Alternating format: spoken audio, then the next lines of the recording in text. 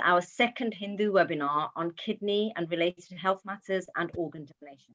I am Nirja Jain, your chair today, and I work as Health Equalities Programme Manager at Kidney Research UK, a charity, and I'm also a trained kidney nurse.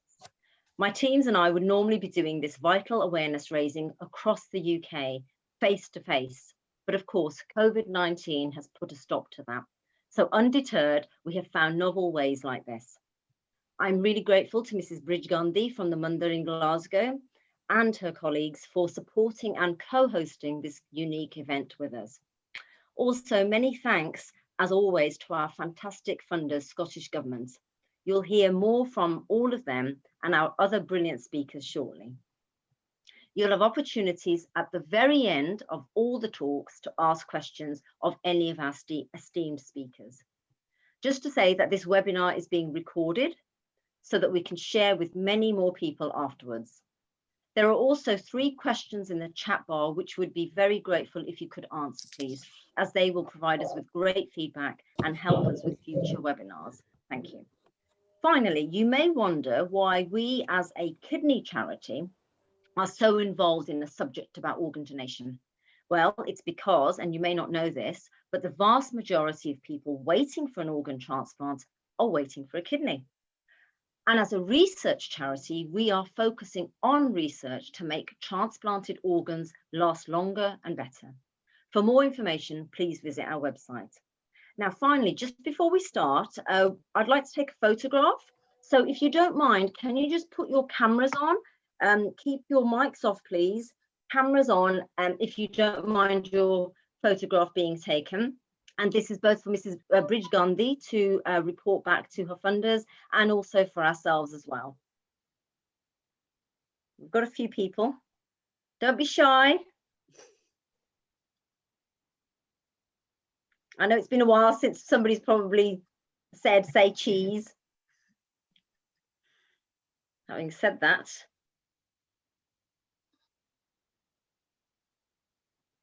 Are you okay, Nirja? Do you want me to take it? Yeah, could you actually, Bushra, please?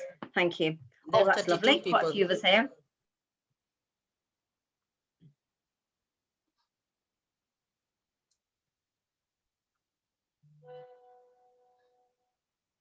Okay. Lovely. Thank you for that, Bushra. Sorry, and just to say, sorry, where are we? So without further ado, a short welcome, first of all, from Mrs. Bridge Gandhi, MBE. She is an Indian origin lady who migrated from Kenya to Glasgow around 1984. Her working career and indeed her life shows evidence of being full of hard work and inspiration.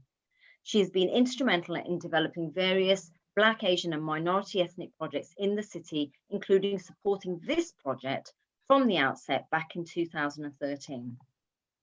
Mrs. Gandhi became a project manager and director at the Women's Centre in Glasgow. She turned this project into a safe haven for BAME women, providing childcare facilities, building confidence and engaging women with opportunities, including jobs at the end of achieving educational qualifications. As an activist on women's issues, Mrs. Gandhi started International Women's Day on 8th of March in City Chambers, the Meridian Project. That has been the only project of its kind in Scotland. Mrs. Gandhi was the first BAME woman to be awarded an MBE in 2006, presented at Buckingham Palace, for raising funds and working and initiating projects for BAME women and children in Glasgow. Over to you, Mrs. Gandhi. Thank you very much. I didn't need that much introduction. Everybody knows me. Nirja, thank you for your kind words. And, you're welcome. And welcome all of you. I think some of women are getting bit, they can't enter. I don't know what's wrong with them because of the snow, maybe, probably. They are there, but I can't see them. And there are about 36 women at the moment. 36 people at the moment. Right. And we need no introductions. And I'll talk about my Scottish Indian Mahila Cultural Centre. This has been in existence since 1994 by ladies of Indian community doing work in Glasgow. Mrs. Shobha Nagpal, now living in London, our advisor to the group, initiated this women's centre. The women have been meeting every Tuesdays between 10:30 to 2:30 p.m.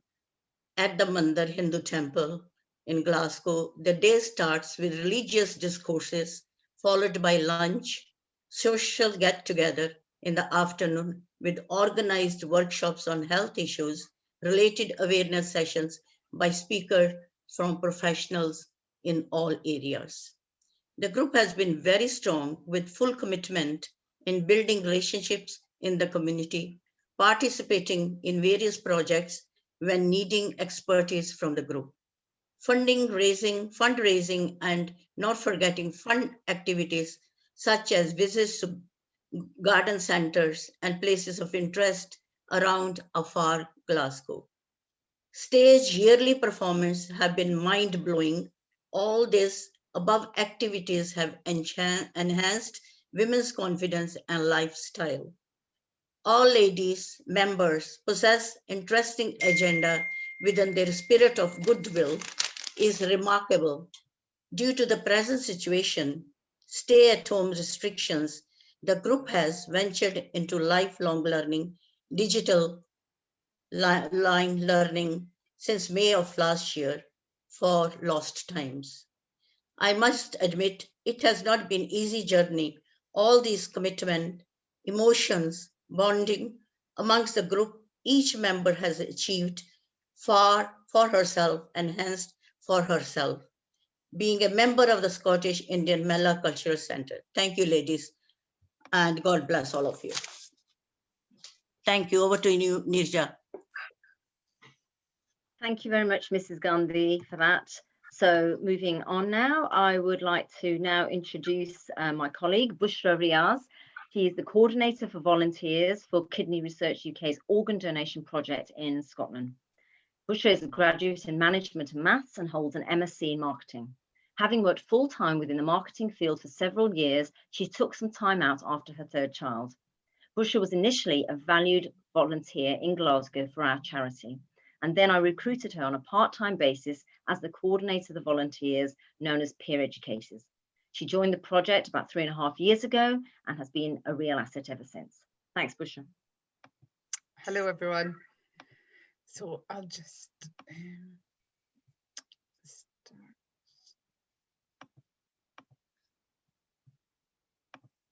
Oh. Okay, so just, if everybody could just let me know that they can see my slides, yeah? Yes. Yeah, okay, that's great, thanks. Okay, so hello, thank you for the introduction, Nirja. My name is Bushra Riaz, and I'm the Scottish Peer Educator Project Coordinator for the South Asian Organ Donation Project. So who is our charity? Kidney Research UK. We are the leading charity which is committed to developing treatments, patient information, and raising vital awareness to help save lives. With our research breakthroughs, more kidney patients and their families have the chance of a normal life. We've got a lot of activities and a lot of things that our charity are involved in. For example, Kidney Beam, which is an online service for kidney patients and other patients to do exercises and just keep connected, especially in these difficult times. We do fundraising and lots of research as well. Our vision is to free lives from the restrictions, fear, anxiety, and life-limiting nature of kidney disease. So, a little bit of information about the research that we do. Julina, who's a volunteer with Kidney Research, suffers from lupus, which is an incurable immune system, and it attacks your organs. As a result, Julina suffered kidney disease and was on dialysis for many years before she had a transplant. I'm just going to show a short video, and please do let me know if you can see the video. And it's just a little bit of information about what the charity is involved in and what we do as well.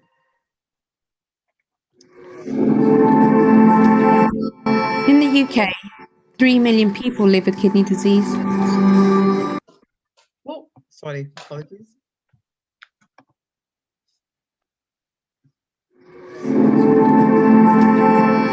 In the UK, 3 million people live with kidney disease. There is no cure. And those of South Asian descent, like me, are 5 times more likely to get kidney disease.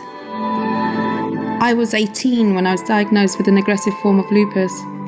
This led to my kidney failure.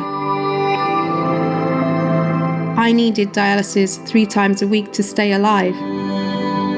I was put on the transplant waiting list.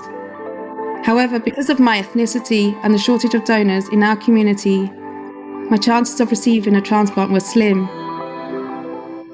But thanks to research, I got my transplant and my life back. Kidney Research UK funds the latest innovative research in the hope of finding a cure. For over 50 years, their groundbreaking work has changed the lives of millions of people. I am here today because of advances in kidney research, like the T-cell discovery in 1992, which may prevent transplant rejection in patients with lupus. In 2012, they funded a world first, the warm perfusion technique. This treats and tests donor kidneys before transplant to increase their chance of success. These fundamental breakthroughs have only been possible because of support from people like you, but there is still so much to do. This is why they need your help. When I lost my kidney, I was reliant on a machine to keep me alive. Research meant I had my transplant. I got my freedom back. Now I'm a human rights lawyer, a wife and a mother. We can all be affected by kidney disease at any age, at any time. Research is the only way we can prevent, treat, and we cure this silent killer.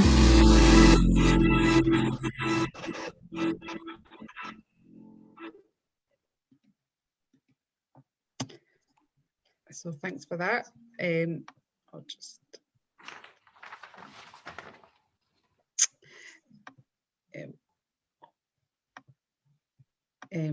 sorry, apologies. Okay, so that was just a short information about the research that the charity does. So what is kidney disease? It's a silent killer. There are 3 million people in the UK just now that have kidney disease, and there is no cure. Kidney failure is up to 5 times more common in people from the BAME communities, that's the Black, Asian and minority ethnic communities. And Asian people with diabetes are 10 times more likely to get kidney failure than those that are from the white communities with diabetes.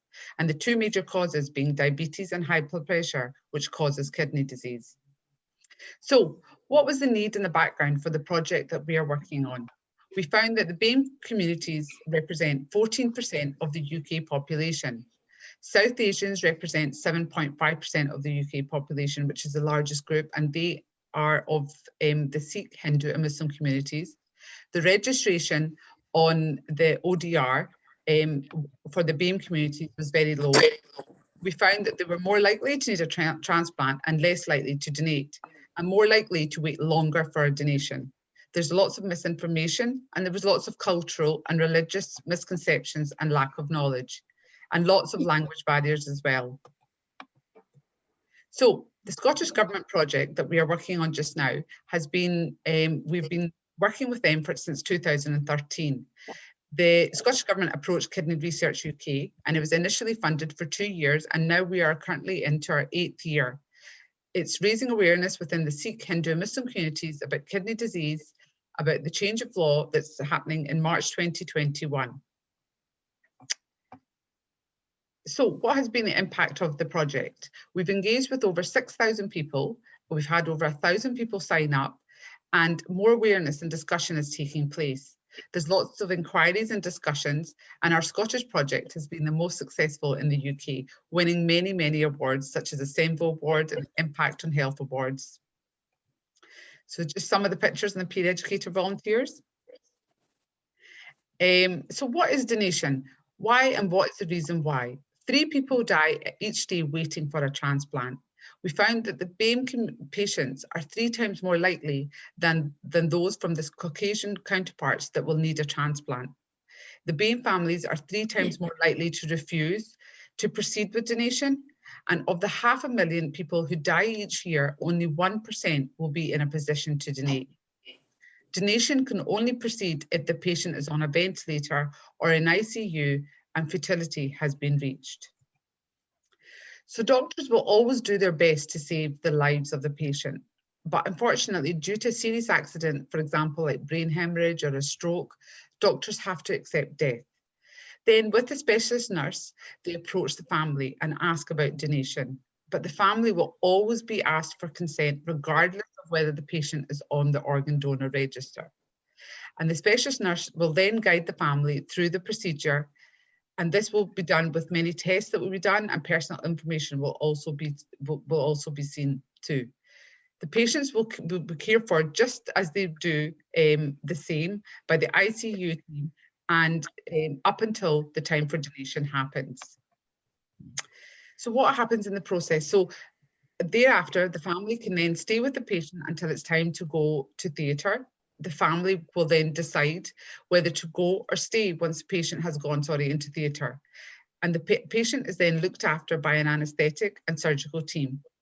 The operation is done very respectfully, just like it has in any other operation. And all religious considerations will always be adhered to.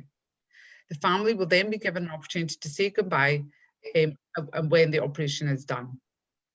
So just a brief outline of the way that the donation is done, but Dr. Rajni, and I'm sure you will hear through Manoj as well, about how their own personal experience as well, and through the medical terminology. Thanks very much for listening, and our motto, kidney disease, ends here.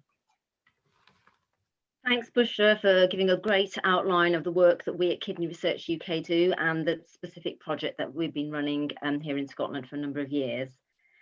Great to see so many people here, 44 participants, that's fantastic. Fantastic. Yeah, it is, absolutely. For those of you who have just arrived, this is being recorded and there will be opportunity to ask questions right at the very end.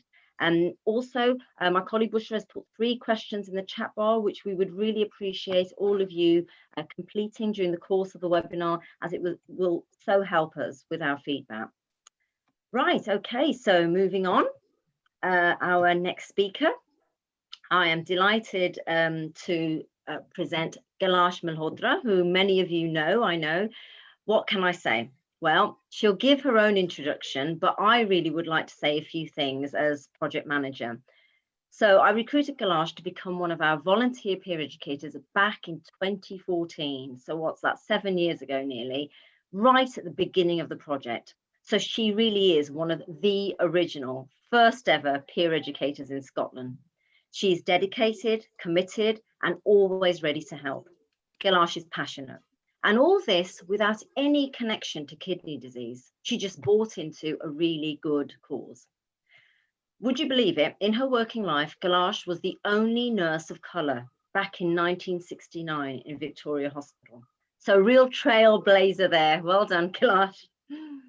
I'm very proud of my team in Scotland, who, like my teams in England, have won awards. A funny memory I have is when we were shortlisted for the CEMVO, the Centre for Ethnic Minority Volunteer Awards, Kailash won not 1, but 2 raffle prizes.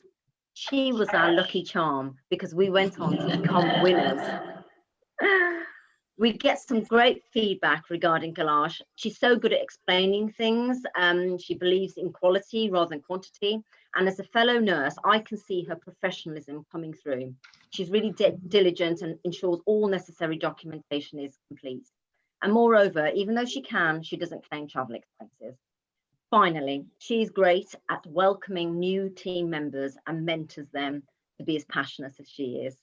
Thank you, Kailash. Over to you. Thank you, Nija. Okay, I'll just get your slides up, Kailash. Namaste, good afternoon to everybody. Most of you know I'm Kailash Malhotra, a Hindu born in Mombasa, Kenya, which is a seaport. My father worked at the harbor as a senior officer under the British rule. And we immigrated here in 1966. I came along with my mother, my 2 brothers and dad were already here. I went to Woodside Secondary School where I did my secondary and then joined the Victoria Infirmary where I did my nursing. I then specialized in operating theatre. Believe me, at that time it was not easy. My mother was my backbone. I worked in Queen Mother's, Philips Hill, and GP surgery and Bell's Hill. I've always been an active member of the Hindu Mandir, a volunteer worker in the daycare centers. I was handpicked. I started as a volunteer worker at the Hindu Center when it opened for the ethnic minority. Glasgow City Council somehow managed to twist my arm and employed me as a worker. I then went and joined Mail Malap as a manager. I'm a people's person. I love to mingle and mix with others and try to help and explain to people. My nursing background is my plus point. Not only that, I enjoy whatever task I take on, and I do it with my heart on the go. It's not easy to explain to the elderly, but my plus point was that I could speak, apart from English, Gujarati, Punjabi, Hindi, Urdu, and Swahili, which is an African language. I remember Professor Donald very distinctly in Queen Mother's used to say, "Here comes my little Indian wee lady," because I used to help in translations. Unfortunately, I had a road traffic accident in 1979, which left me with multiple fractures and paralysis on one side. It was not easy. I learned to walk.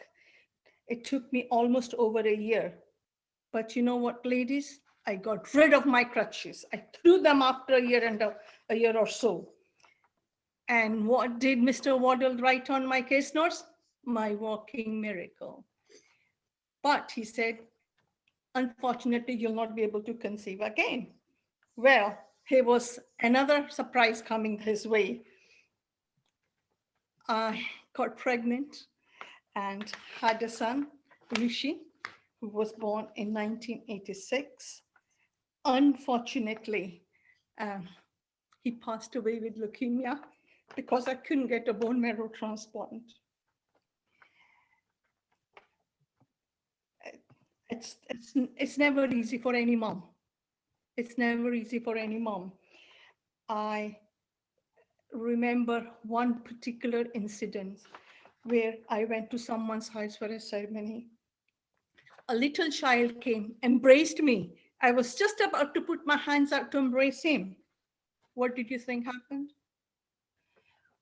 A lady came along, pulled this child away, and started shouting at him. Unfortunately, I really wish I had never heard this. She was saying to him, "I've told you many times not to go near that lady. She's eaten her son." Was it my fault? I don't know. I don't know. A couple of days after that, when I was shopping, a lady came up to me and said, "Benji, gates of heaven are open for you." I just looked at her. Do you know, mothers who have given up such lovely young children away back to the Maker go to heaven. She really boosted my morals up. In 2014, when Nitya came to the Hindu Mandir and was looking for volunteer workers, I jumped because my passion, my profession, and being one-to-one with people, being able to explain to them at a level where they understand and have the patience to speak, but also listen to them. Sometimes it's hard for them to convey to their own family members. It's not easy. When I specialized in operating theatre, I distinctly remember when I was in Victoria Infirmary, nursing sister saying to me, never fear the dead. They are your guardian angels. fear the living because they are your biggest enemy. Well, I was handpicked. I worked from one center to the other. I worked in the Hindu Mandir. Then I joined Mel Malap as a manager. In 2014, when I joined, we were trained and got the opportunity of mixing and learning from each other. It was nice to have different religions saying different things. We also won some awards. As Nita just said, I just happened to be lucky. I don't know. We had the British Asian Awards, Simbo Awards, and we traveled a bit to Edinburgh, all round about Glasgow, and I had the opportunity to be at Holyrood. One particular day at the Mela in Edinburgh, while I was walking, one of the peer educators' husband accompanied me along. And just as I was trying to speak to the ladies and give them the form, guess what? The lady put up her hand and said, no, it's not allowed in Islam. Well, the gentleman next to me said, excuse me, ma'am, I am a Muslim myself. What does the Quran say? It says about saving someone's life. It's not about killing. Just think of it. When you go to someone's house for any occasion, you will take a present, a gift, something. And when you're going to meet your maker, what you're going to tell him? Oh, sorry, I was so busy collecting money, fame, hatred, a lot. He's not interested. Once you have given an organ, you're on the highest pedestal. I distinctly remember our Pandit Surya, unfortunately, who's no more, used to say, here comes our junior Mother Teresa, lives in the south, but of course, she'll go to the north and the west, drop people off, do their shopping, and then come back home. What did my father-in-law say? He used to say, this young lady's car is running on water. In one, out the ear. It made no difference to me. Because I enjoyed what I do. Having traveled far, near, it was so good. The experience was so nice. Learning from different people, but listening and also being able to convey to them into the language where they understood. As a theater nurse, please let me tell you, we treat the deceased with so much love and care that sometimes they probably don't even get it from their own family members. We speak to them, we dress them as if they are living.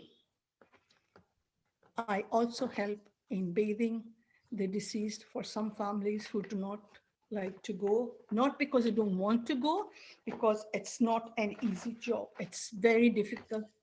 You have to hold yourself and you have to be polite and speak to them. They are living, they're listening to you. I distinctly remember the sister in Victoria Infirmary telling me at when I had to attend my first dead body, Nurse Chada, never fear the dead. They are your guardian angels. Fear these living people on earth. They are the biggest enemies. What can I say? What can I say?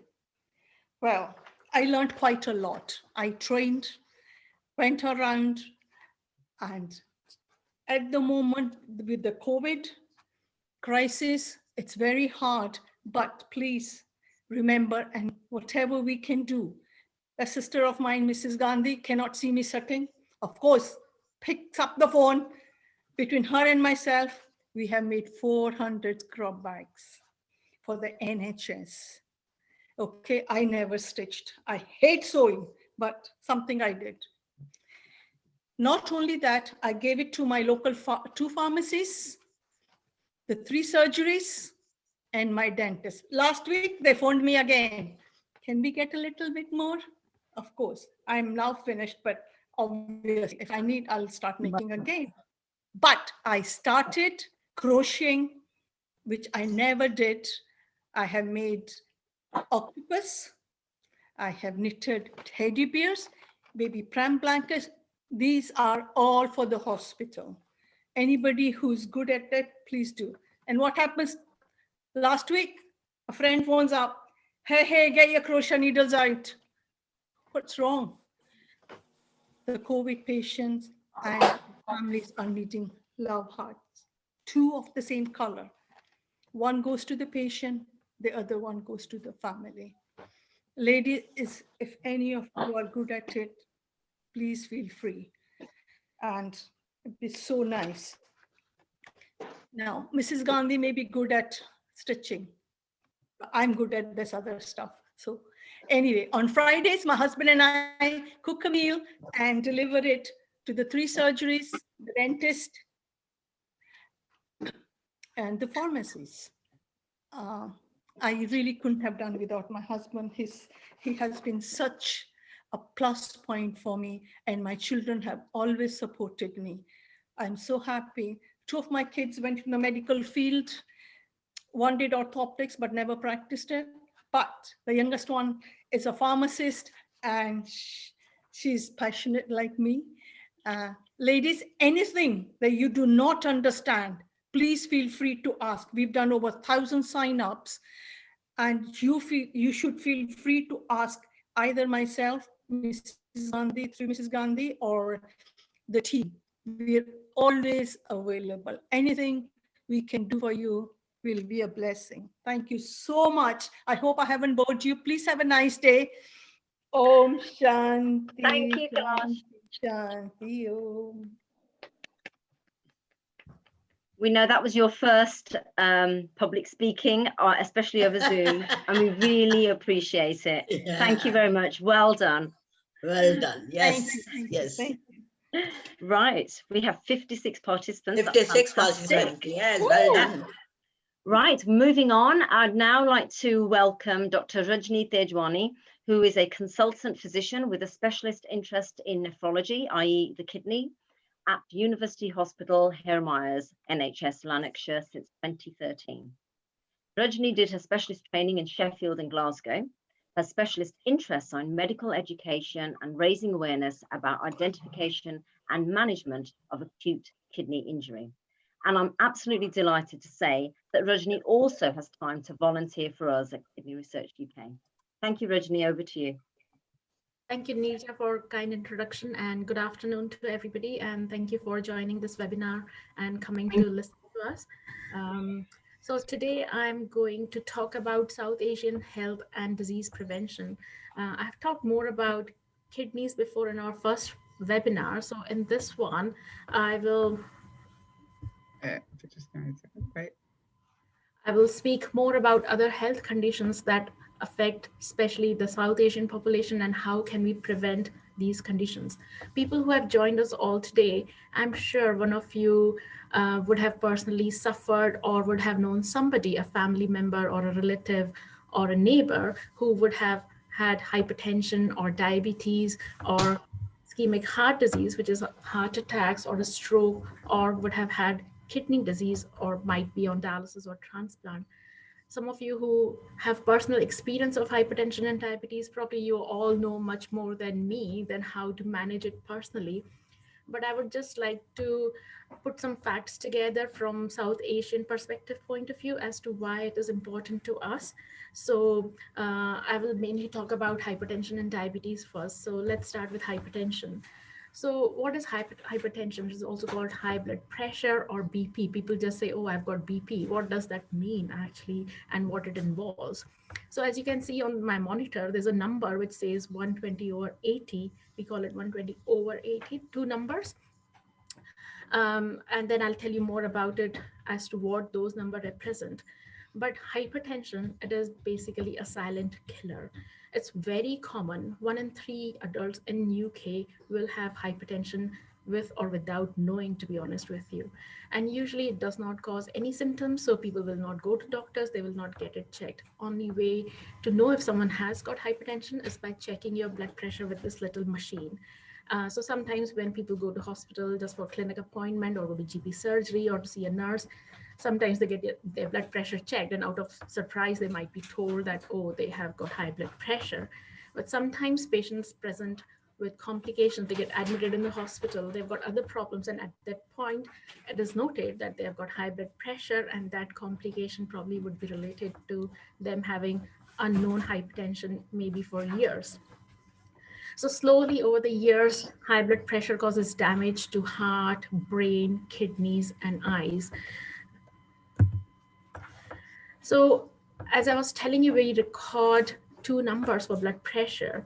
So the top number, which is called systolic blood pressure, and the bottom number is called diastolic blood pressure. What does it represent? The systolic blood pressure is pressure at which your heart is pumping the blood around your body. And the diastolic blood pressure is the resistance to the blood flow in the blood vessels. So if you see my screen, you can see there's a green area. So I've put systolic blood pressure on one side and diastolic blood pressure at the bottom. So in my monitor, you saw 120/80. So that is the ideal blood pressure. So ideal blood pressure for anybody would be less than 120/80, which will come in the green area. If it is less than 90/60, it comes as low area. But if someone has got blood pressure of systolic between say 120 and 140, and diastolic blood pressure, that is the bottom number, 80 to 90 in the yellow area, that is like those people are at risk of developing high blood pressure in future, and they can adopt to certain things to reduce the risk of going into the red area, which is the high blood pressure, which is blood pressure of more than 140/90. But not in all people. In elderly people, we don't want their blood pressure to be 120/80 because otherwise they'll be feeling dizzy, lightheaded, will have falls and fracture their bones. So we accept a slightly higher blood pressure in elderly people. So if they have got blood pressure of 150/85, say an 80-year-old, I probably would be okay with that. So basically there are two types of hypertension. One is essential hypertension, which is primary hypertension, which comes with age, with thickening of your blood vessels. And secondary hypertension, when it is associated with or is it due to some underlying problem. And these can be various things. First of all is kidney disease. So the relationship of blood pressure and kidney disease is dual. Any kidney disease can cause high blood pressure, and if somebody has got kidney disease, they get high blood pressure as well. People who have got diabetes, they are more prone to get high blood pressure. There are certain hormonal conditions when your steroids in your body go up and down, or even with thyroid diseases, even low thyroid or high thyroid conditions, which we call hypo and hyperthyroidism, can cause high blood pressure.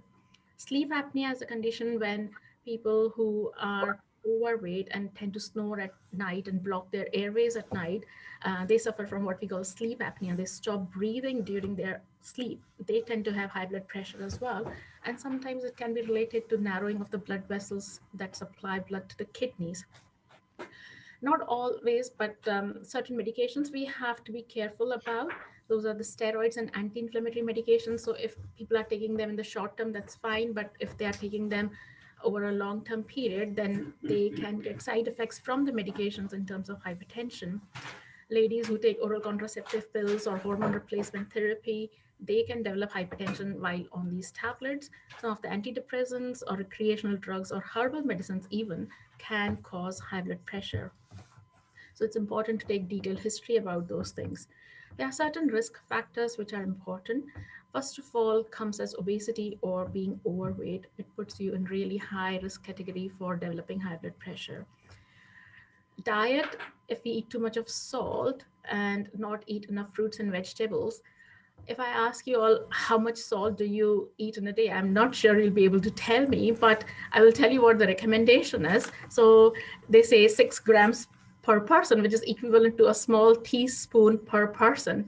But I'm sure most of us will be consuming so much more salt than this because it's all hidden in so many other things. We eat samosas and gatiyas and all the savory things. So they're full of salt, really. Exercise is another big thing. So people, they say if you walk about, your blood pressure gets better. So yes, there is a direct relationship with that. Too much of alcohol and coffee can be related to high blood pressure. Smoking, if you don't sleep well, if you are over 65 years of age, if you have got family history of high blood pressure, and of course, from the Black ethnic minority groups and South Asian communities, we see hypertension more commonly. It can always be associated with people who live actually in deprived area. And again, it could be related to poor access to the healthcare. But again, there is probably a direct relationship between deprivation score and blood pressure. And as I mentioned earlier about kidney disease, so people who have got kidney disease usually have got high blood pressure. And how do we diagnose high blood pressure? As I mentioned earlier, because many times it doesn't cause any symptoms. So sometimes if we just get it checked routinely somewhere, then we might be diagnosed with high blood pressure. But to confirm it, sometimes we do a test which is called 24-hour blood pressure. So a monitor is put on the arm and you're allowed to go and do your routine activities, and the machine records your blood pressure every 15 minutes during the day and every half an hour at night, and then we see what the readings are and then confirm that you've got high blood pressure, and we would suggest, okay, take some tablets now. Some people buy their own home blood pressure machines and monitor it themselves. When we do a tracing of the heart, which is ECG, sometimes we can see the effects of high blood pressure on the ECG.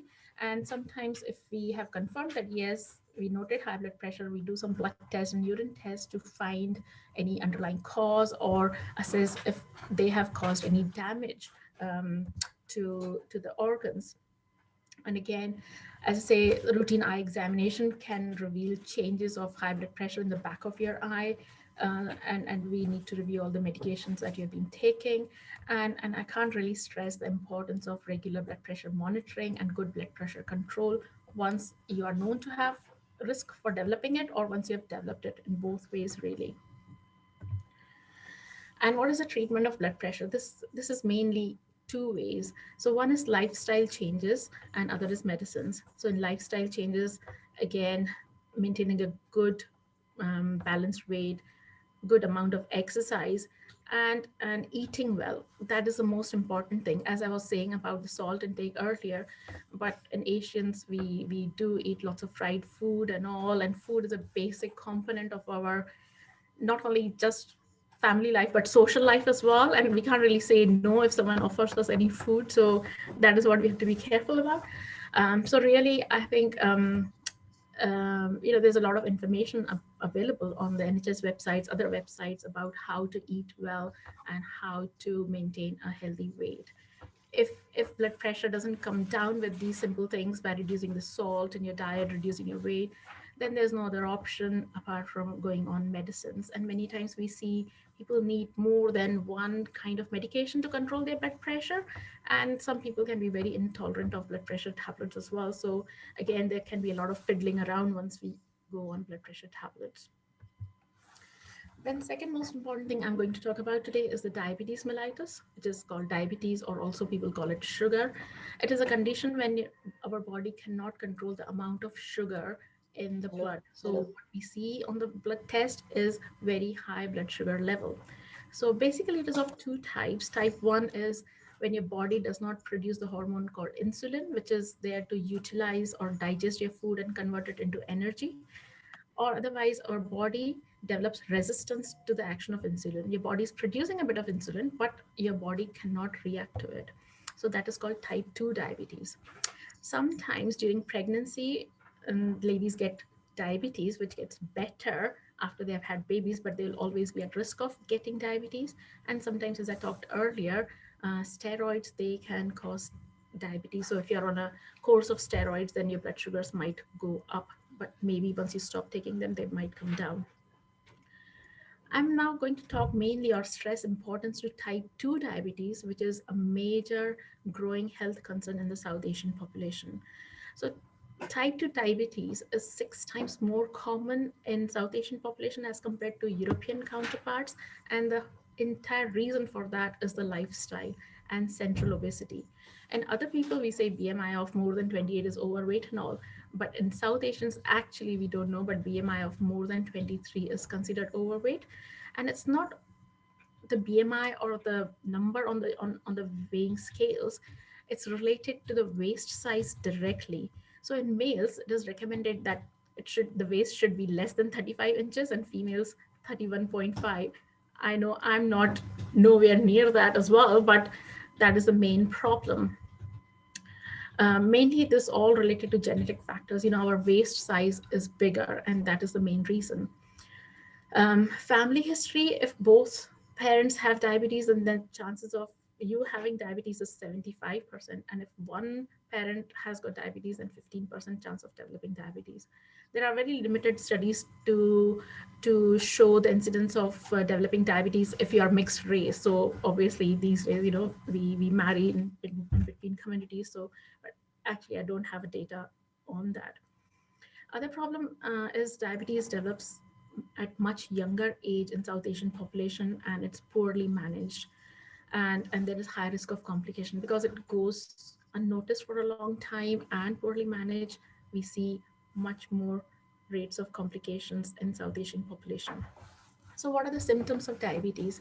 So it's mainly feeling very thirsty or feeling very hungry and going to the toilet more often, even at night. Sometimes you see blurred vision. And although you are eating so much, still some people lose weight because your body is actually not utilizing that. So that could be a presenting thing. And tiredness is one of the other things.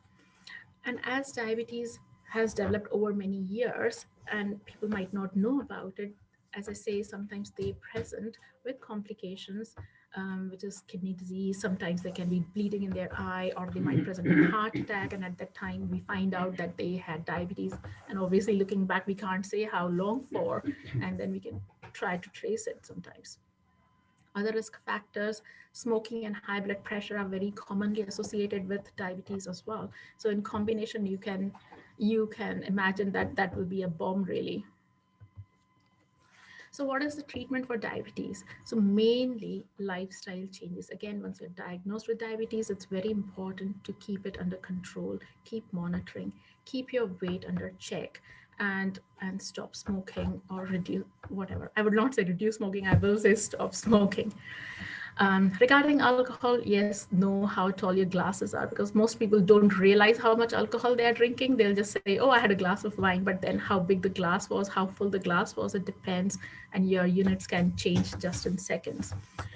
Increased waist measurement, as I say, is the big thing. So we really need to concentrate on that and do exercises to reduce that waistline.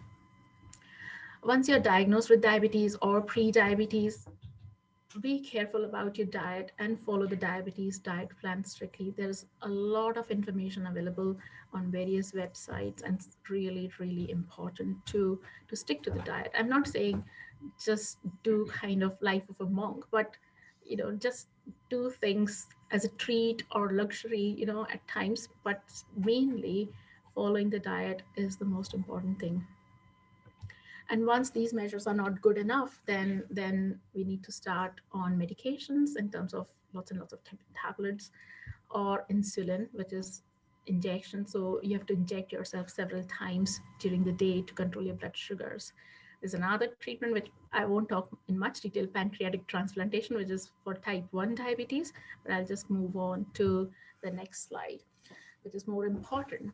So in some people who are quite obese and have got diabetes or at risk of developing diabetes, if they can cut down on weight, then actually their blood sugars come under control very nicely. And some people who have actually been started on tablets, they can come off those. So this is called reversal of diabetes. If we are able to demonstrate that there is very good blood sugar control by reducing the weight. And for this, various methods are available. So there are different diets, which is called very low carbohydrate diet, very low calorie diet, which is basically 800 calories in a day, and shakes and all. And they are prescribed on NHS and various areas actually to help people to lose weight, because we would rather spend money on that than NHS spending money on all the complications that diabetes comes with. Exercise, and even in bariatric surgery, they have now started coming up as in people who have had bariatric surgeries, that is gastric bypass or band, they are able to reverse their diabetes and reduce the chance of getting long-term complications. So, but these are, as I say, in extreme cases of weight really, and always do under guidance from the medical team.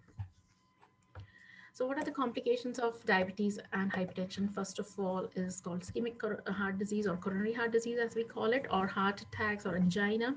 So if you look at in first generation South Asian populations as compared to white population, we've got 50% higher risk of getting a heart attack than them. And again, it's just due to high risk of diabetes and hypertension and high cholesterol and high waist measurements. Every time I'm saying the same things again, but I think I'm just trying to stress the importance of it.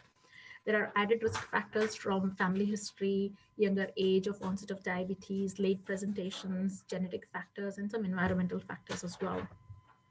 Then comes the stroke.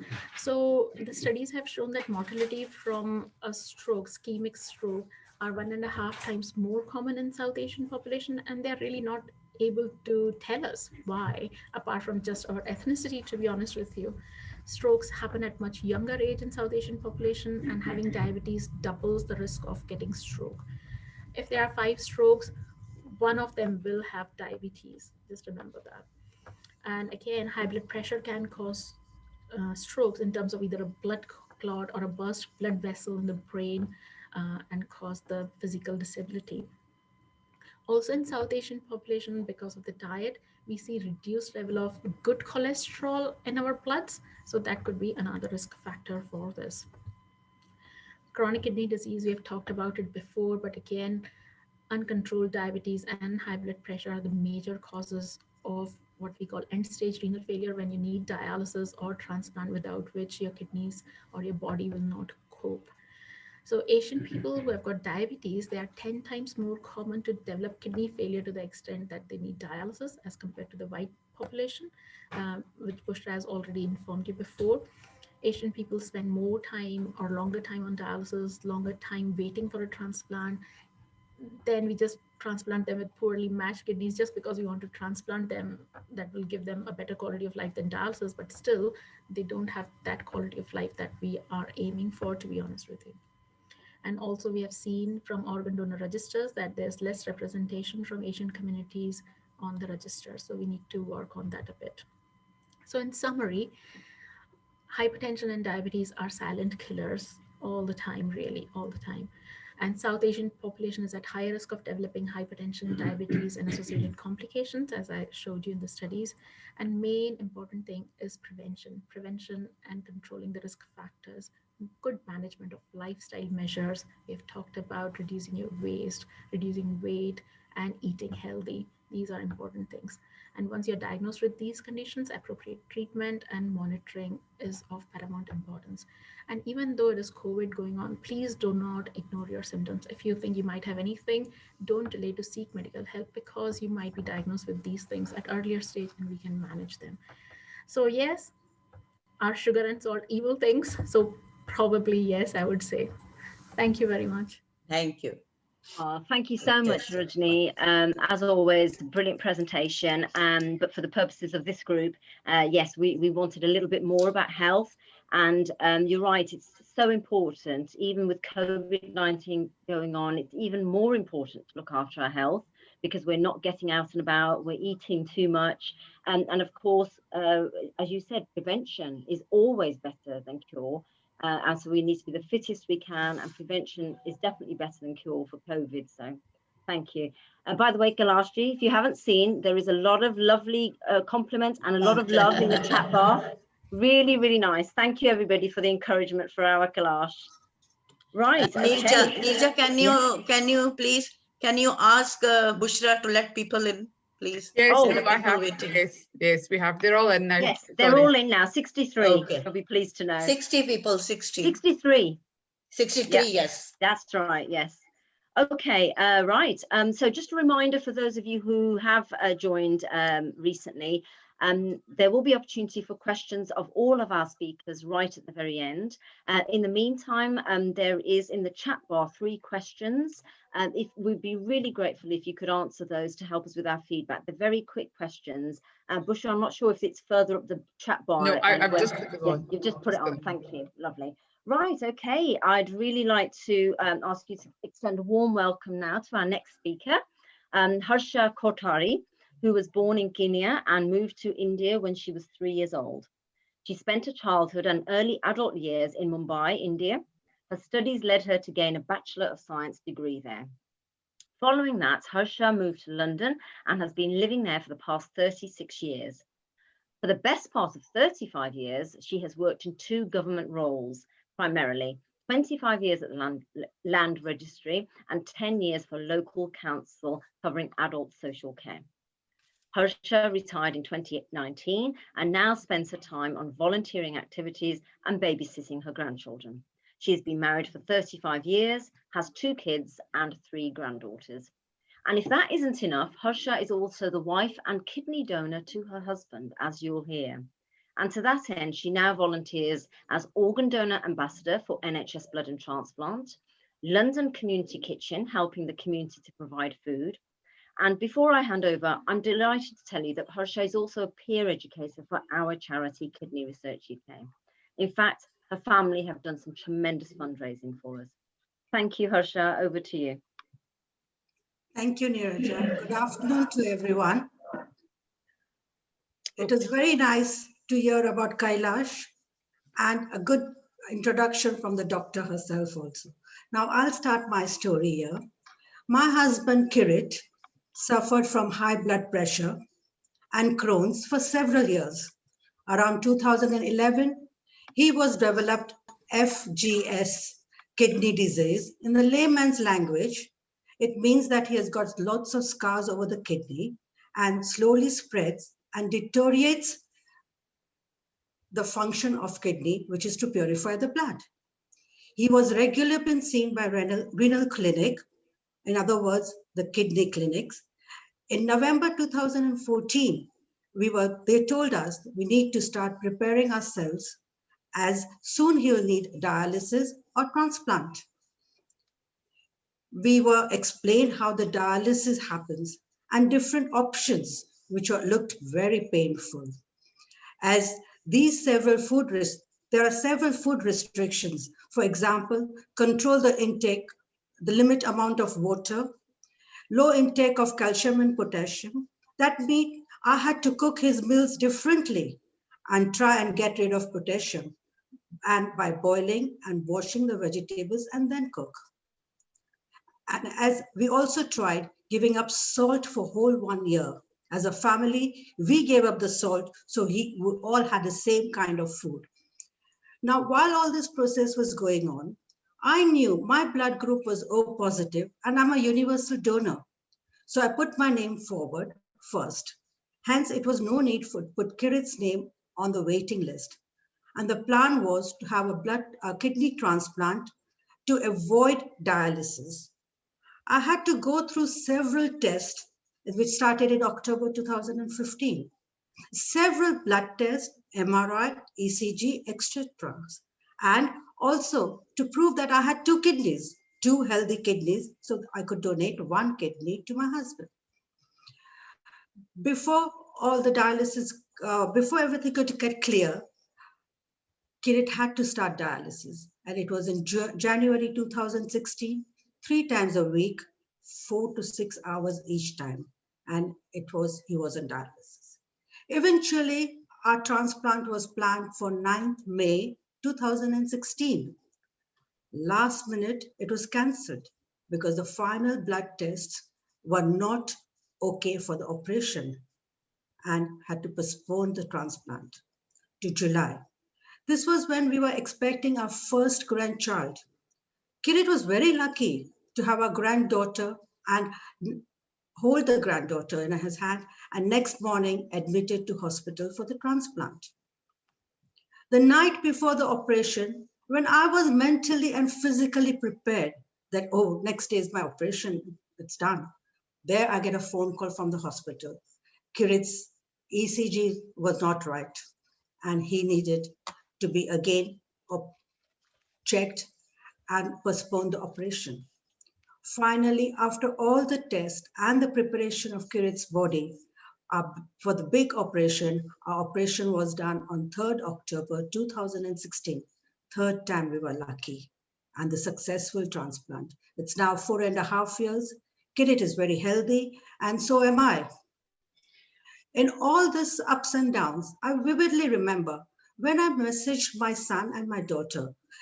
my kidney is a proper match and I can donate. They were very happy to hear that. But my son's first sentence was, "Mom, it is difficult to see you both under the scissors at the same time." But I was not scared, as I had a great team, my kidney donor coordinator, my consultants, surgeons, and they made 100% sure that Kirit's body would take the kidney and the transplant would go succession.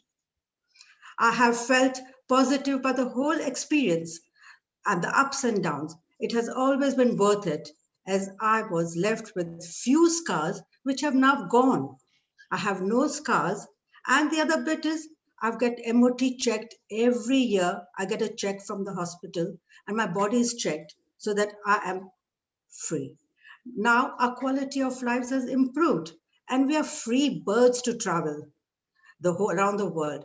We had made nearly 5 to 6 holidays from 2017 till the COVID came. Hence, I strongly believe if anyone can donate any part of the body or even the blood donation, we could save so many lives. And we improve the life of the recipients. I have improved only one life, but after death, if one can donate, would improve 9 lives. So I would strongly suggest, please discuss what are your wishes after birth, after death, and think on it and leave them certain with your wishes. I'm a great believer that when you light a lamp for somebody, it will also brighten your path. So please think twice and talk to the family. Thank you. Thank you everyone for listening to me.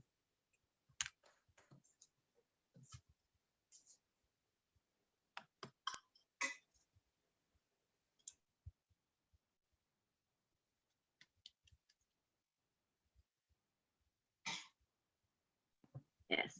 Yeah, Nirja, you're on mute there. Oh, sorry, I thought I had unmuted myself. Can you just show Harsha's pictures? All right, sorry, I'll just get that. Yeah. You might as well show off what you've been doing now that you're free birds, Harsha. Just give me 1 second, sorry. But while we're waiting, can I just ask us all to give Harsha a round of applause? That was her first attempt. That was brilliant. Thank you so much, Harsha. Well done, Harsha. So Harsha, you're on mute. So if you wouldn't mind just telling us what's what, I think it's self-explanatory, but it'd be nice to hear from you. This was the first marathon my son did for Kidney Research UK, and he had collected more than 4,000. And wow, that was his first one where we went there. Then in 2019, I think he did the second one. The next one then. That's it. That was the time my daughter-in-law was expecting the second kid. And they did it. And he beat his own record. He finished within 4 hours. So we were very pleased. And he's a kidney research fundraiser. Yes. And this was the holidays. This is one of the holidays we went to Maldives. The first holiday was in India with my grandchild.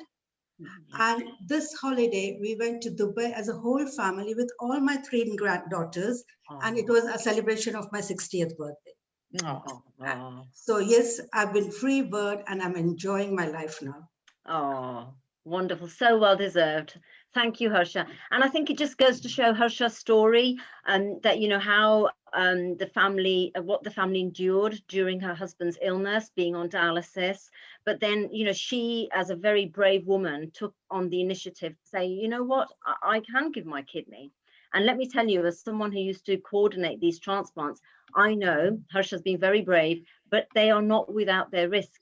However, we carefully assess the risk. And as Harsha says, she's a living example that you can donate a kidney to someone and transform not just their life, but the whole family's life. And I'm so glad to hear that you are really enjoying life. And let's hope lockdown will be over soon and you can carry on with your world travels. Thank you, Harsha. So moving on now, thank you. We're not too bad for time, so that's great. Thank you to everybody so far. So I am now very humbled and privileged to invite on our next guest speaker, Manoj Keshavji. He has 3 young children, aged 9, 13 and 17. Abhishek, Diva Lakshmi and Pari Lakshmi. They live in East Nottinghamshire. Professionally speaking, Manoj worked in corporate retail for 23 years with Tesco stores and Asda Walmart, amongst others. As a bit of a hobby, he says he started a restaurant business that became successful. He plays an instrumental role in his local community. Throughout the pandemic, Manoj and his team have supplied over 152,000 free meals to the NHS, to key workers and to the homeless sheltered. And they set up Coronavirus Shakti Seva to deliver thali meals to the Asian elderly and vulnerable across Leicester. Manoj's mantra is life is for living and for giving. Welcome, Manoj, and over to you. Thank you so much. Thank you ever so much, Nirja, and everyone really here, Bushra, the whole team. I'm going to introduce a very special person, my wife, Leela. Leela, sadly, 4 months ago, she passed away very suddenly with a blood clot to the brain. And we didn't have any time to say goodbye to her. She passed away suddenly. But thankfully, we were very clear about her decision to become an organ donor. She'd been an organ donor for many years. And it was a decision that was very simple for us to make in a very, very difficult time. But I'd like to first introduce you to a video, and I think that will explain a lot about the journey and Leela and organ donation, and then I shall talk afterwards. Thank you. If you could play the video. Yeah. Just let me know if you can all hear it, and then. Hello, my name is Manoj Keshavji. I was married to my wife Leela. Leela Keshavji sadly passed away. My wife passed away in October last year, and she was an organ donor. Leela saved 5 lives through the gift of organ donation. She was an amazing woman, Leela. She was a humanitarian. She was a kind, caring, genuine person. Her motto in life, our motto in life, was the best part of living is giving. And she gave in so many different ways. Everyone can give. It's not a matter of money. There are lots of ways that we can give. We can give our time to people. We can give to charity. We can help a neighbor with a deed. Giving comes in so many different ways. Leela did so much charity work. Leela was involved in many aspects of community work. Leela was involved in giving 150,000 meals to local causes here in Leicestershire. Leela was part of a project, a historic heritage project in India. She was a teacher of 13 years, a businesswoman. She was a Panditayan, a Hindu priest, a wedding priest. And she was also a teacher of religious studies. So she really understood what Daan meant. Daan was about giving. And she regularly spoke about the need for organ donations to our community. The Asian, the Black, Asian, minority ethnic communities, we have a real problem with the lack of organ donation. There are many, many people passing away and surviving in very difficult circumstances where we, you and I, could make a difference. Whilst the law has changed recently, that everyone is automatically enrolled into organ donation, the final decision rests with the family at the bedside of the person that may have opted in or is able to donate their organs. The family make the decision then. The challenge is that more often than not, sadly, families, for all sorts of personal reasons, and usually reasons of ignorance because they haven't thought about it, they haven't spoken about it, they haven't looked into it. So what I'm imploring you to do as a father of 3 young children is to ask you as a family, as an individual, to look into the matter, to think about the difference organ donation can make, And if you've spoken about it as a family, as Leela often made sure we did, 2 or 3 times a year, we would just sit around the dinner table talking about all sorts of things, and the conversation of organ donation would come along. I'm very, very glad to say that Leela's made a difference to many lives. The important part of this is not just the lives that the recipients of the organs, but also to the lives of everyone else, that they are either a brother, a sister, a mother, a father, an uncle, an aunt too. I was very fortunate to recently receive a letter from one of the recipients of Leela's organs. And this individual received Leela's kidneys. And it has made a tremendous difference to this individual's life and to her family. She was a mother, 38 years old, who received the kidneys.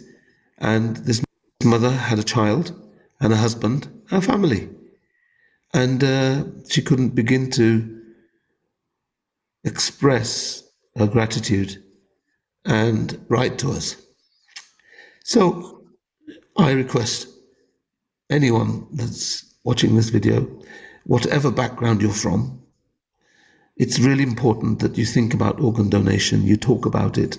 So if the opportunity comes along, that we have the privilege to become an organ donor one day, or somebody you know has the opportunity, then maybe you'll have thought about it and the decision will be much simpler.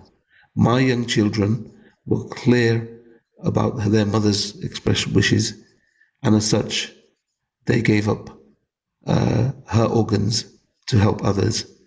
And in that, there's a great deal of comfort. Thank you. So It's really. thank you for showing that to everybody. As you can imagine, for any family that has gone through such bereavement, it's a very difficult place to be. However, in the healing, the journey, it's more comforting knowing that your partner, your wife, the mother of your children, made a difference. Not to one life, but to many lives. So we, as an Asian community, have a big problem. We all know that. And what we sometimes don't realize is the scale of this problem. This problem is huge. How is it that we are amongst the most educated of people in this country? How is it that we are amongst the most successful in this country in 1 or 2 generations? Yet we forget the most simple thing that we can do is give the gift of life by becoming an organ donor. Just think about that, ladies and gentlemen, for a moment. We are educated, we're relatively successful, probably amongst the most successful of communities that have joined Great Britain. Yet we are that uneducated that we don't think about organ donation and the service of Dawn, the selfless seva of Dawn. So what I'm doing is creating a legacy for my wonderful wife, Leela's legacy. And we both believed in the value of the best part of living is giving. And we can all give in so many different ways. You've all demonstrated, all the speakers today have demonstrated that. And I'm sure all of you give in so many different ways, whether it's that bottle of milk you've bought for your neighbor or brought in their dustbins. It's all giving. But there are much grander gestures that one does, bigger, smaller. It's all wonderful. But let's talk about the simple act of becoming a donor. This journey was made very simple for us because I had a fabulous mentor. She was a Devi. That was my wife. She was clear about the subject and the need. Therefore, a decision for me and my children at the bedside, without hesitation, was simple. We can all do this. Automatic enrolment and the change in law that's already happened in the UK and in England and Wales and is about to happen in Scotland, that will make some difference, but it won't, I don't think, make a great deal of difference unless all of us discuss the subject. Because in the hospital, they will always discuss this matter as a final decision by the family. And even if you're automatically enrolled, unless the family at that point accept the decision from that organ donor, then those organs will not be available to desperately needy individuals. So what I'm imploring you all to do is, there's only one thing you could do. And currently there are about 56, 60 odd people, let's say 50 people here. If all of us went and spoke to 10 people, that would be 500 people that could become organ donors very quickly. And I was most grateful to receive only the one letter so far from one of the recipients. It's still very early days. And how coincidental is it that this recipient was a kidney recipient? And she articulated very well that she was a mother of 38 years age, and the difference it had made to her life. That letter came just before Christmas. And I can say that it brought a degree of comfort to all of us, knowing that one person, forget the others, even if one person benefited, I know that this individual's wider family, her children, her husband, her uncles, aunts, brothers, sisters, they've all benefited through this simple donation of Dahan. So what I would really implore everyone to do is talk to anyone and everyone about becoming an organ donor. But you know what? Even if they don't become an organ donor, that's not important. The most important part is that they've had the conversation, because shortly everyone will be automatically enrolled. And the more they speak, the more they talk, then the more aware they are of the decisions of that individual. Let's take away the myths. Let's take away the lack of clarity. Let's be honest enough to discuss something that if you are prepared to receive an organ in your time of desperation and need, because it could happen to any of us any day, then why on earth should we not all be prepared to offer our organs as well as receive them? So in a nutshell, please talk about it again and again and again, and from time to time with your families. But talk to others and let them know the difference they could make, as did Leela. Thank you for listening. Thank you. Manoj, what can we say? Thank you so much. The impact that you will have had just in these last few minutes, your story, Leela's philosophy about life and how she carried that through. You can see even from the chat bar, so many people are thanking you for that and have been inspired by you.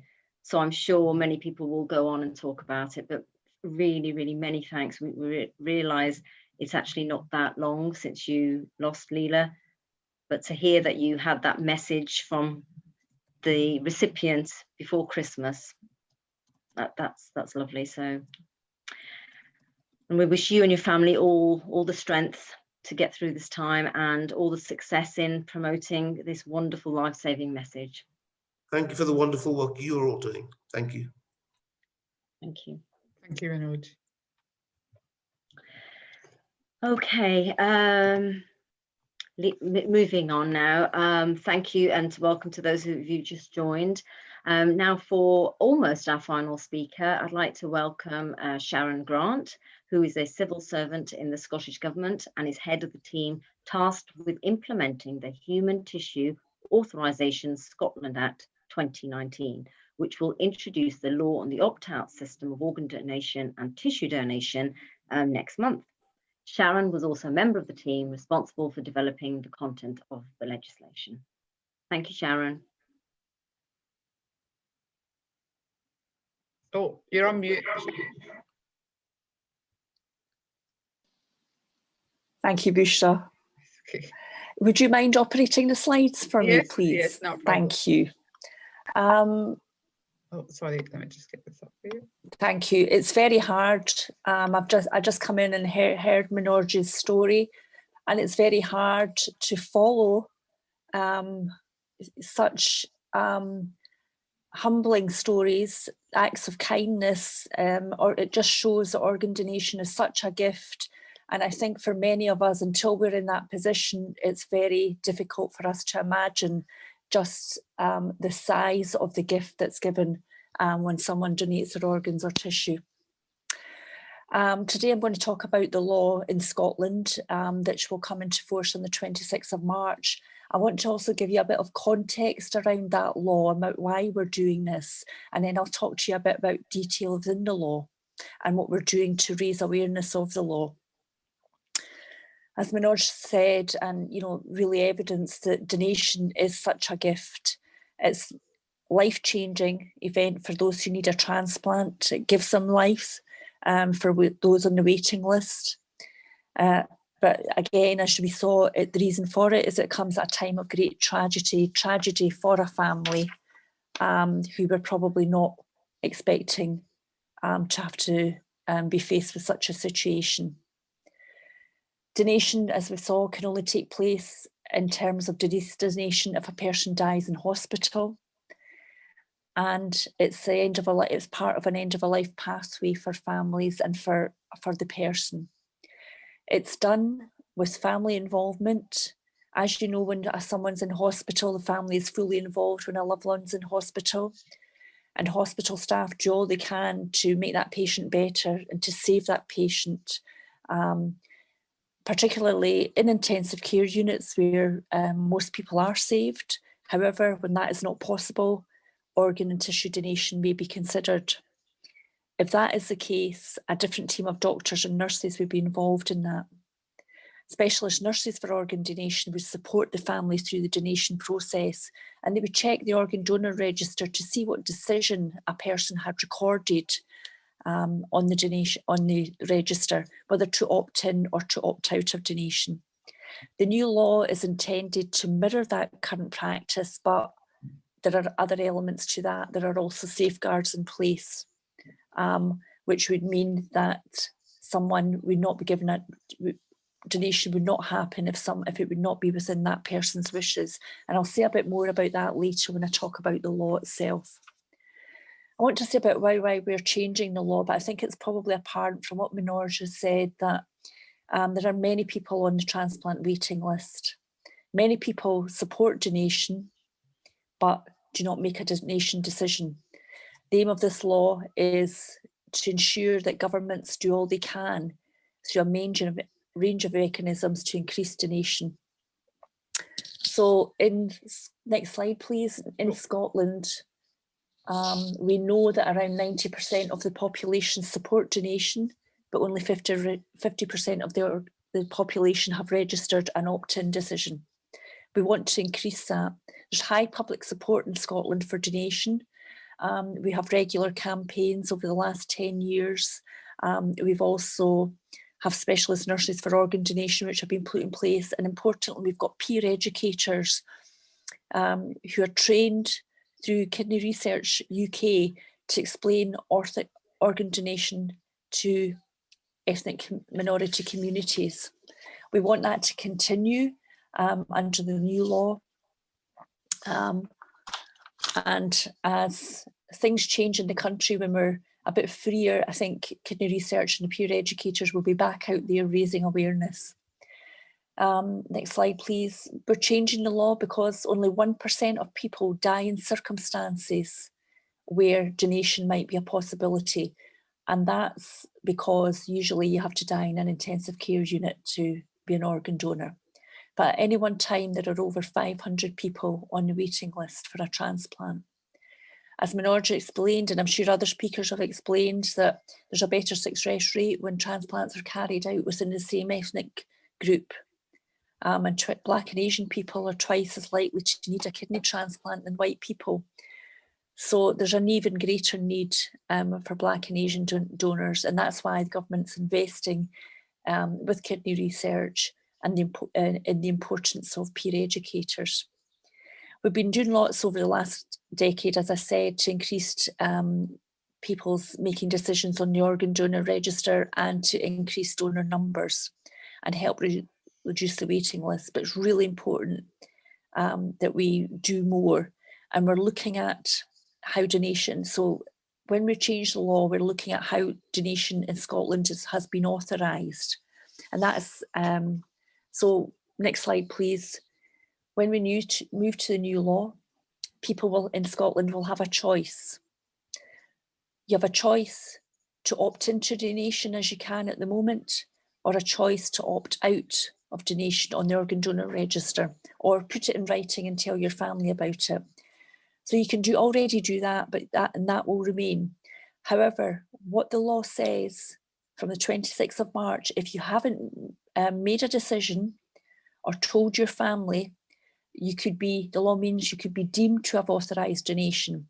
So whilst your name will not appear on the organ donor register, the fact that if you have not registered a decision, you could be deemed to have authorised donation. There's safeguards in place for that, and the specialist nurses for organ donation would check with your family that even if you have an opt-in decision or an opt-out decision or have not made a decision at all, that you would be willing to be a donor. It would not, the law is intended that donation would not proceed if it would be against your wishes, and your family will be asked about what your wishes would have been. So that's why it's very important to talk to your family, have that donation conversation with your family, and tell them what your wishes were. If you change your mind, you can always change your mind on the organ donor register or put it down in writing and change your mind. But again, tell your family. It's also very important, one of the other checks that are in place is that if death did not occur in circumstances that would be compatible with your faith, the specialist nurses for organ donation will ask your family if the nature of your death would be compatible with your faith. Again, that is questions asked. If it wouldn't be compatible with faith, your family would be asked, it would be discussed with your family. It's also important that there are certain groups to be protected, and some of these groups will be if you're under 16 years of age, the opt-out system or deemed authorisation, as it's otherwise known, would not apply to you. So it's only for those 16 years and over. Anyone under 16, anyone with parental rights and responsibilities can make a donation decision for them. Or from 12 years old in Scotland, you can register to opt in or opt out of donation on the organ donor register. If you've been resident in Scotland for less than 12 months, the specialist nurses will be asking also if you were settled here, if you were resident here. So if you weren't, your family would be asked to make the donation decision, but they would also be asked about your views. If someone did not have the capacity to understand the law on donation, again, nurses would discuss with the family what would have been the person's ability to understand the opt-out system in Scotland. If that person was not able to understand and there was not a donation decision in place, the family would be asked to make the decision in those cases.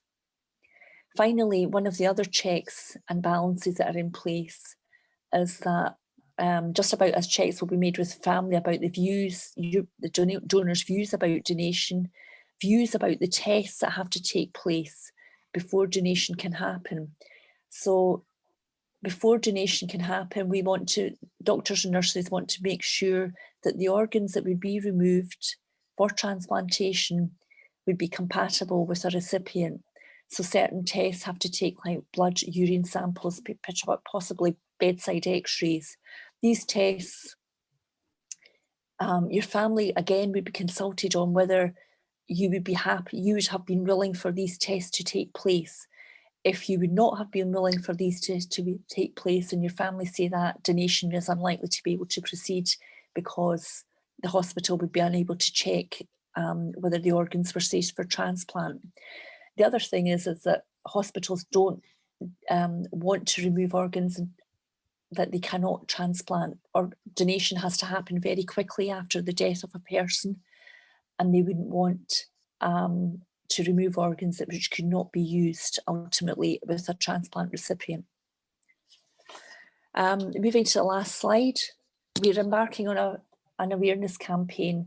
Now, hopefully some of you listening today will have already got a leaflet through your door about the law on organ tissue donation, and it's changing, and goes into that leaflet or booklet goes into information on the law change, what the choices you have are, and how to record your decision, make your decision, read your decision, and share that donation decision with your family.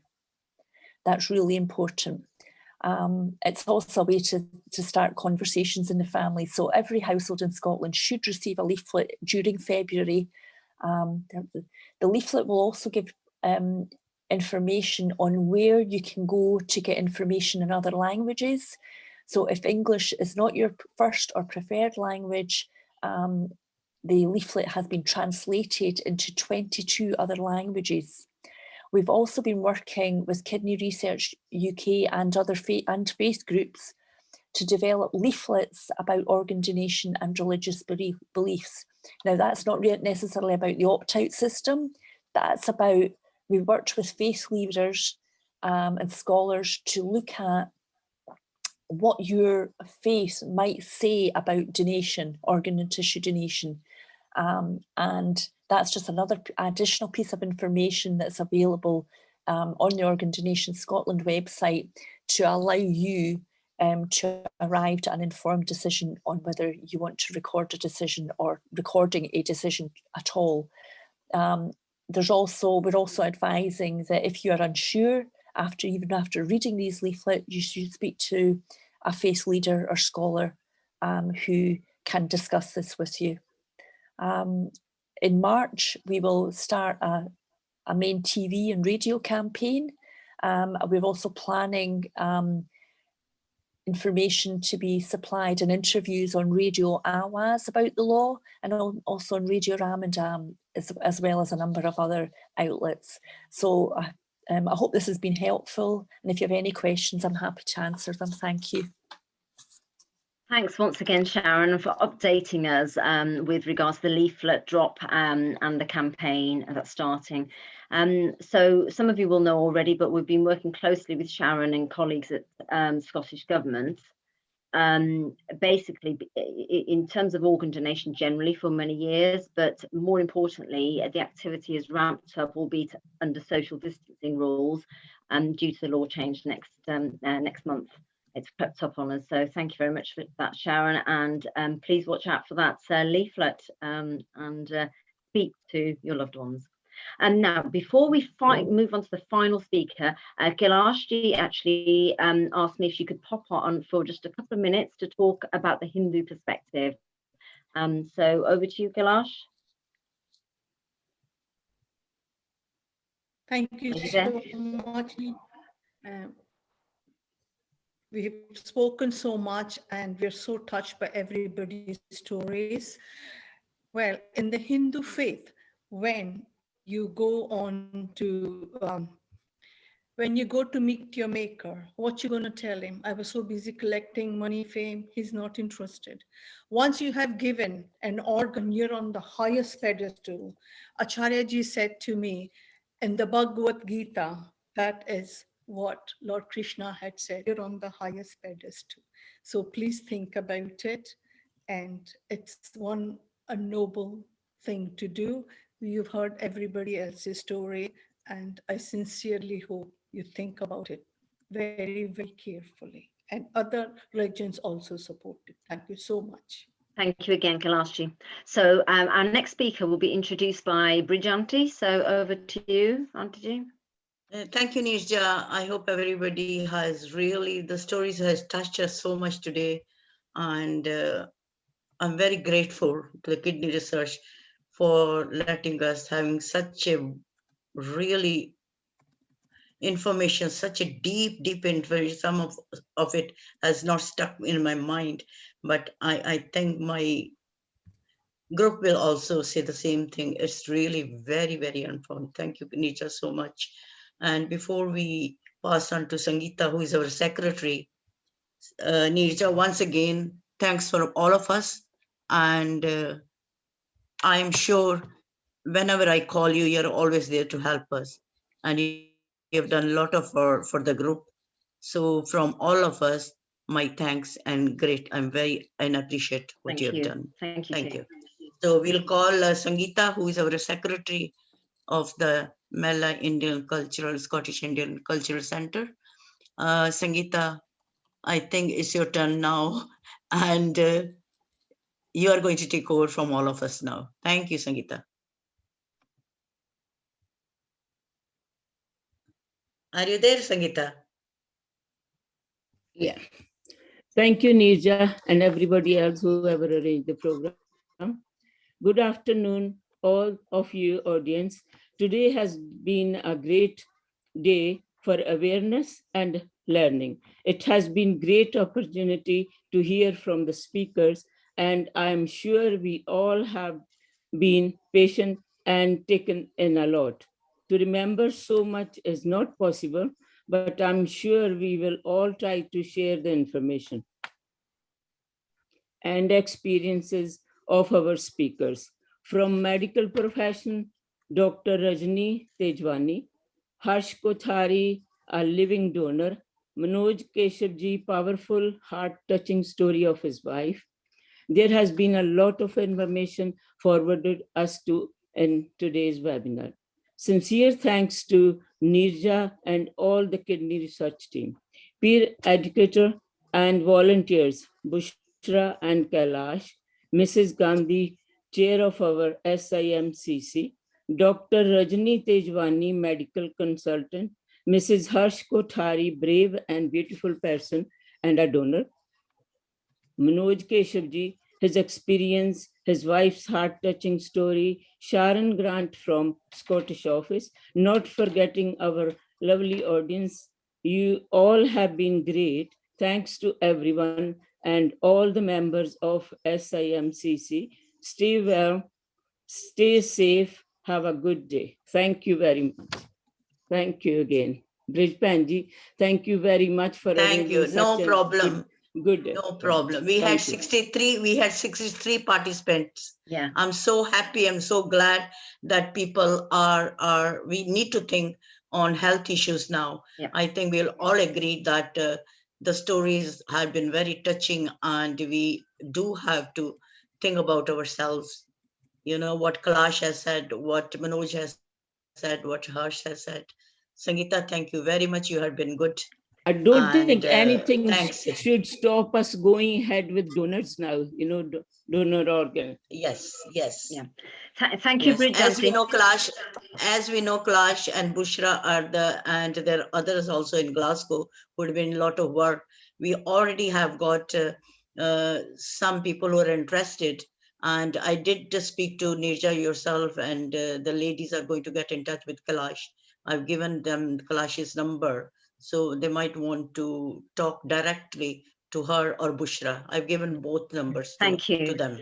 Thank you so much, Mrs. Gandhi and Sangeeta ji, for that nice closing remarks. We have still got time for questions. Our speakers are around, so please, if anybody has questions, you can either put the question in the chat bar, or if you want to come on video. Oh. Nirja, you've just gone off on mute. I'm sorry. Oh, yeah, it's okay. Sorry, I don't know why that keeps happening. Yeah. So any questions from anyone about anything that you've heard today? You can direct them to any of our speakers. They are still here. Nirja, I have one question. Yes, of my course. son was only. Oh. Can I go ahead? Yes, please do. Yeah, my son was only 12 when he got diabetic, and none of my family had diabetes from either of side, like my husband's side or my mom's side. So I don't know what made him go diabetic. And he's an insulin dependent now. He's 48. Okay, that's the question I think for Dr. Rajni. Yeah. Just give me a second because I need to go out of the room to answer it, okay? So just give me a second. Yeah. In the meantime, can I ask you, if you haven't already, Bushra has put the questions in the chat bar, just for our own feedback. You know, unfortunately, type 1 diabetes might not be always related. I was saying about type 2 diabetes, there's more risk, but it's a kind of autoimmune condition. So really, it's mainly genetic. So it's nobody's fault. It's just one of those things. So difficult to explain, I'm afraid. Okay. Thank you, Thanks, Rajni. Thank you. Any other questions, comments? Sorry, can I get that again? Because I didn't hear it at all. No, I just said any questions or comments. Aarti has just said she's been on the register for over 25 years. Fantastic. That's Kailash's daughter. Well done, Aarti. Brilliant. Any other questions for any of our speakers? Can I say something with Nirja? Yes, please go ahead. My name is Sneh O'Brien. I'm calling from London. I've been on the donor register for last 50 years now. Both me and my husband, when we first started working for BT, we had donor cards to fill up. That came with our driving license, I can remember. So I do not have to renew our donor list now. Do I have to renew my... No, if you are on it, you will still remain on it. But as you've probably heard today, that's fantastic. And do make sure your next of kin, although your husband and wife, your next of kin, make sure your wider family are aware of your wishes as well, your children and other people. That's brilliant. Right. Enjoyed the whole presentation. Very well done. And cheers to yours. Oh, thank you. Thank you for listening. I'm glad you learned something. That's Any my other sister. questions? Oh, is it? Oh, I'm the middle one. Oh, I'm the London sister. Oh, okay. Welcome. Thank you. Glad you could join us. Thank you. That was amazing. Yeah. I had to tune in and out of work because I've been working, but what I did see was incredible. So thank you guys all for the inspiration and all your hard work. It's really amazing to see. Oh, thank you, Divya. And you're also Kailashi's daughter, aren't you? I am, yes. So I'm the one that works in the hospital in London. So you're a pharmacist? Really, I am a hospital pharmacist. Oh, well, thank you for all the hard work you're doing on the front line as well. And making time to come and support your mom and everybody else. Of course. So proud of her. All of my mussies and everything you guys are doing is amazing. So well done to you guys too. Thank you, Divya. Thank you. Nice to meet you. Bye. Yes, nice to meet you. Right. Okay. Well, if there's anything else, Brijanti. I think that's fine. Hello, Nirja. Oh, who's that? Santosh. Yes, Kailash. Oh, yes, Kailash. Sorry, I couldn't see you. Yes. Sorry, a lot of people are under misconception that they do not get the donor cards, but it's important to know the donor cards are not supplied at the moment. You're on the register and it's on the hospital records. That's all you need to know. You are not going to get a donor card, please. So be very carefree about it, okay? Don't get worked up about it. Thank you. I know my sister is one of them. Is there anybody who can... Nirja, Santosh is waiting. Yes, Santosh wants to ask. Is there anybody who can tell me what is the difference between red donor card and blue donor card? Because I got blue one. So what's the difference between red and blue? Sharon, I don't know if you want to take that one. Yeah, I think the only difference is that the colours have changed over the years. So it's really just I can't say a fashion thing, but you know what I mean? It's just changed. Right. I think possibly sometimes what happens is NHS Blood and Transplant, who issue the donor cards and who were responsible for the organ donor register, sometimes change the colours on their website. So they change all the materials as well to the same colour. I've got a pink donor card, so over the years they change. All right. Yeah, that's all it is. Sharon, can I ask Sharon, if you don't have a donor card, how do you know that you're a donor? Because I've been... Well, what happens is the donor card is really something for yourselves and you can show to your family and things. But every case, every time someone's a potential donor, if they're in hospital, the specialist nurses for organ donation check the organ donor register. So they check the National Organ Donor Register, they have access to that, and they check to see if your name and details are on the organ donor register. And these are matched with your medical records so that we know we've got your, your medical number, you're the same person. So that's how they know whether you've opted in or opted out of donation. Because not everyone carries their organ donor cards with them all the time. And the other thing is the health service, doctors and nurses wouldn't go into your personal belongings to check. So now that we've got technology, we've got the organ donor register, it's, they check the organ donor register and then they discuss with your family. Probably, I would think when organ donor cards were issued so many years ago, there was no technology, so there was no computers, online. And online or anything. Yeah, exactly. When you pay for something to government, you go on government website. If you're connected to that, in the end, they ask you, do you want to be a donor? Yeah. That's why I was registered. Yeah. But Sharon, I want to ask one question. I haven't donated a couple of organs. And so how I can add on in the same card, What you can do is you can go and amend your decision. So when you go into the organ donation website, what's the website? It's Organ Donation Scotland. Oh, right. Okay. So www.organdonationscotland, the 3 words are one, .gov. And that will tell you that you go in and it will tell you can amend if you want to amend your decision. So no matter what time, when in your life, because quite a few people change their decisions throughout their life. So you can go into the website and amend your decision and make changes to the organs and tissue that you maybe want to donate. I didn't donate my tissues and eyes. Yeah, I donated everything else, but these two things. And they phoned me once. I was on website, and they asked me, "Do you want to donate eyes and tissues?" I refused. I said no. Well, that's perfectly all right. I mean, a lot of people don't want to donate eyes, because the eyes go for cornea. So there's a lot of people, but the choice is yours. So don't feel at any point in time that you're coerced into it. The decision is a personal choice for yourself. All right. Okay. So that's okay then. Yeah. Thank you. Thanks. Okay. Brilliant.